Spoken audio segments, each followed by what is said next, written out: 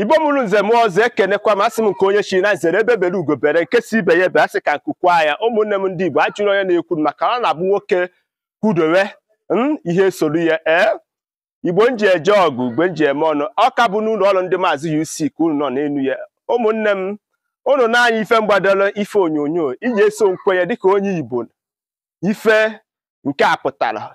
ife a na-akpọ ife bụ ụgbọ anụ ife eji eme gịnị egbu anụ mata burugbuo mana ndị ugbu a ụfọdụ nwere ike ha ma nghọtacha ya bụ ife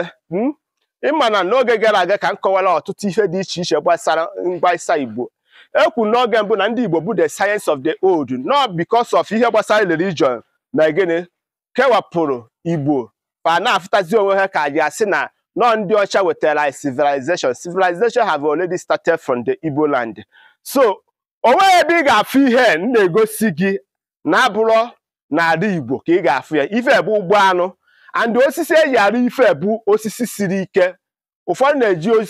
osisi ọjị ụfọdụ eji osisi ụkpaka ma ọ bụ osisi ufu so unu n'anya unu ga-afụ na ya bụ ife adịgo ọkpụtọrọkpụ bụkwa osisi siri ike ya bụ ụgbọ anụ na-adị n'obu dị iche iche ịbịa n'ala Igbo ọ na-adị n'obu dị iche iche na-eye osisi na ikekwa amara m oge atụrụ osisi a ife tọrọ m nwa mana abatara m fụnya m ife bedibe Nwokolo as a whole Ifite village Umudim presidely agruzi Igbo unu n'anya unu afụ na cheta na oge gara aga ka m kọwara ọtụtụ ife dị iche iche gbasata ka ndị Igbo si were eme gịnị ebi ndụ ka ndị Igbo si were eme gịnị eme ife so na-ene ya anya ọfụma gwa m ife a na-akpọ ife na bụ unu